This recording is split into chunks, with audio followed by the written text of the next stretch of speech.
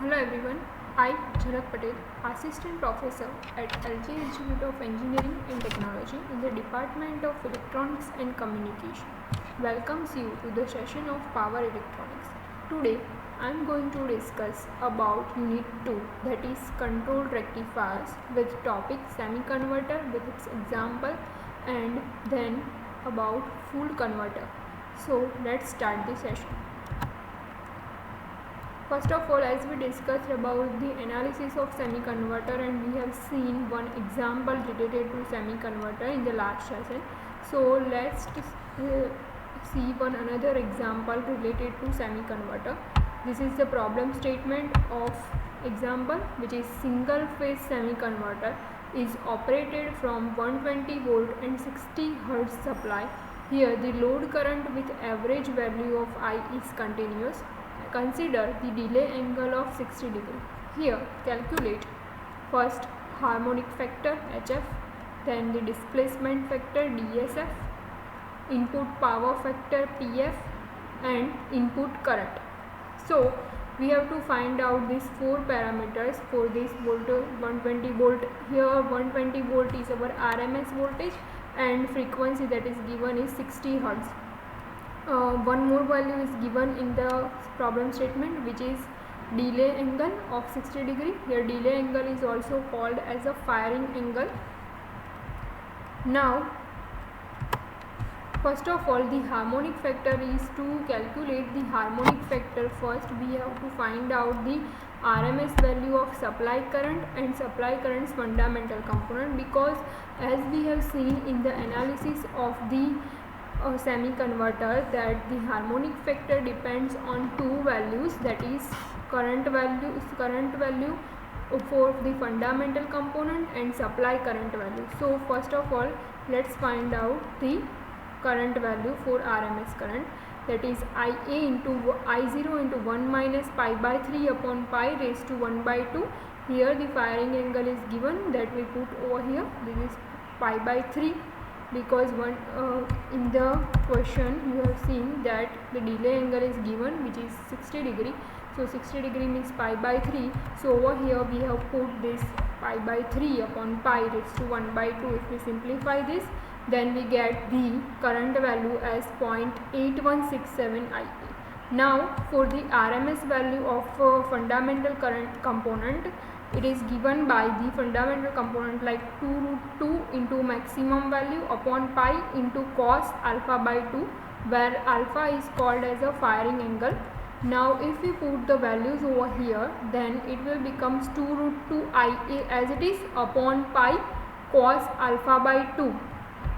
Here the firing angle value which is given is 60 degree. So 60 degree divided by 2, which becomes cos 30 degree.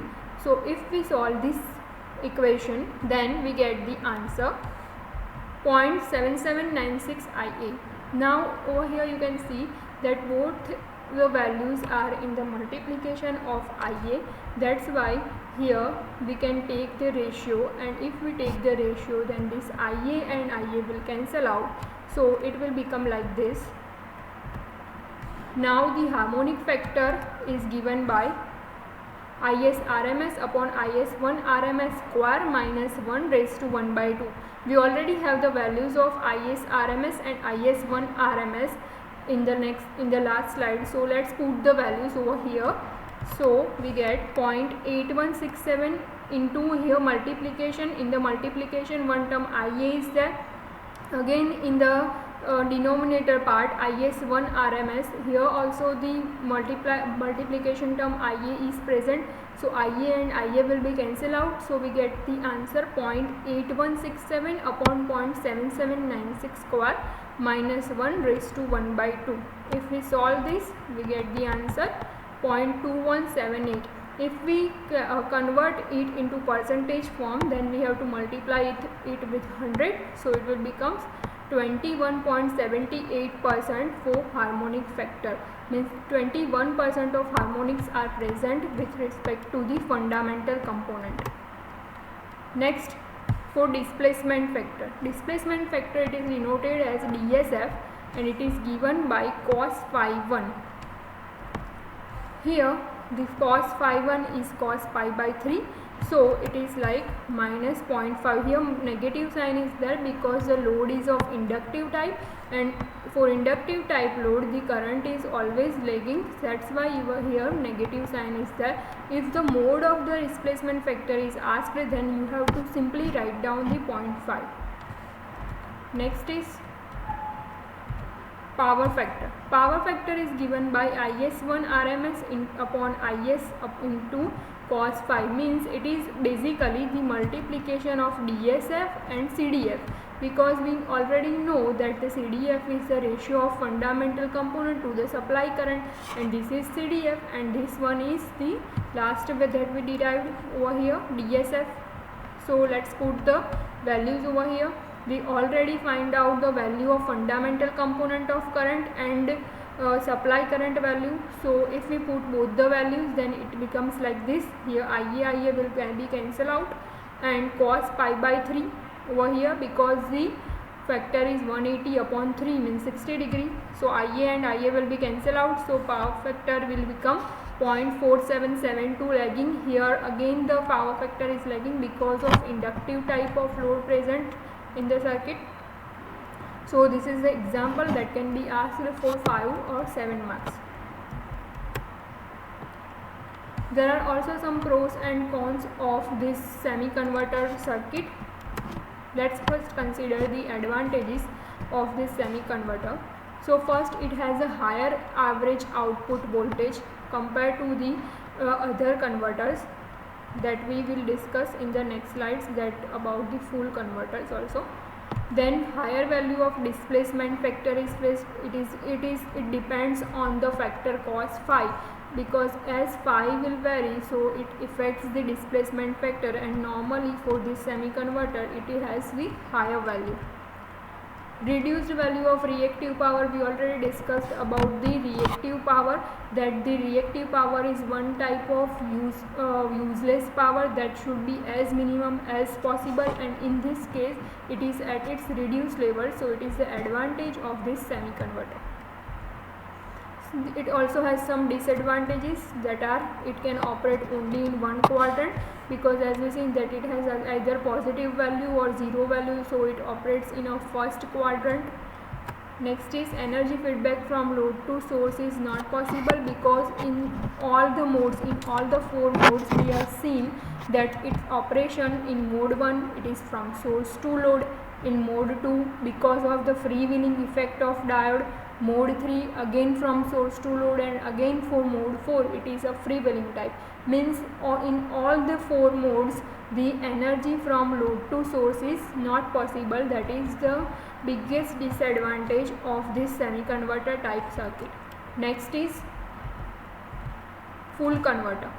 Full converter has the two quadrant operation. We have already discussed about the semi-converter and half wave converter in the last lecture, that it has only the first quadrant operation, while full converter has the operated in both the quadrants, means it has a 2 quadrant operation. Its load voltage can be either positive type or negative type, that we will discuss in the next few slides, that why this load voltage affect the performance or the operation of full converter. So load voltage can be either positive and negative in the full converter. Here the possibility of polarity reversal is mentioned because of its operation in positive half cycle as well as in negative half cycle, and because of that the rectification will take place, and due to that this polarity reversal will introduced. Next is bidirectional power flow. This is the advantage of full converter that we already seen in the previous slide, that the biggest disadvantage of semi-converter is its power flow is only from source to load, or either it can be take place as a freewheeling, but in this case you have seen that its power flow will be of bidirectional, means source to load as well as from load to source it is possible. That's why bidirectional power flow. It has 2 types of configuration that we already discussed in the classification, that it can be either a midpoint configuration or bridge type configuration.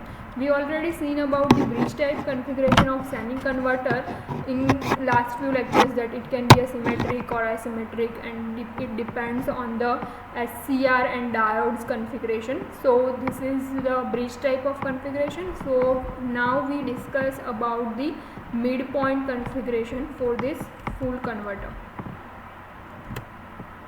This is the circuit diagram of the full converter. Here you can see that the two diodes are connected with, here the resistive type of load is connected, but it is not necessary that always this load is resistive type. It can also be a series of resistor and inductive part.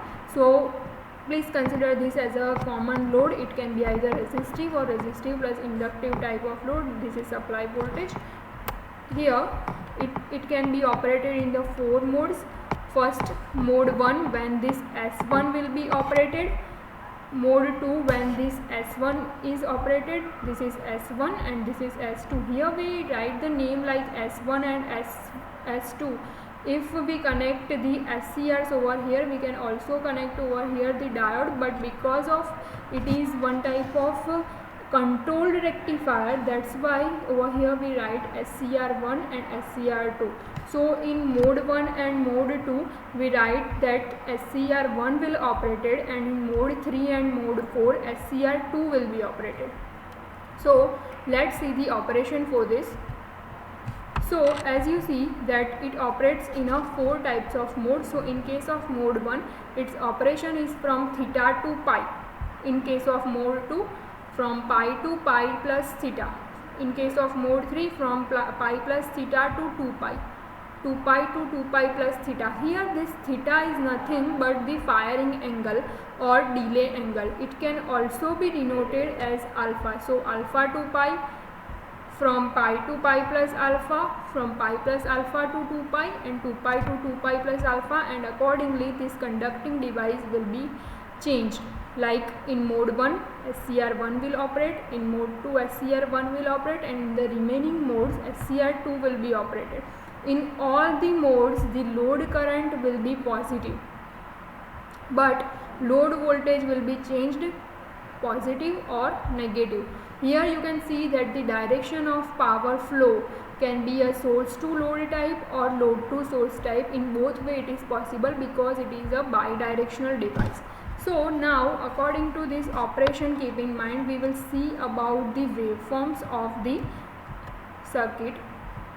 So first, in case of resistive load, if in the center tap or in a midpoint configuration, if the load is of resistive type, then the waveform is like this. We already discussed about this type of waveform in unit number 1 in the classification of power devices, that it is operated like this. After some firing angle, wave pulse will appear. Again after some firing angle, the wave pulse will appear. But this is possible only with the resistive type of load. With resistive plus inductive type of load, the scenario is different. It is like this.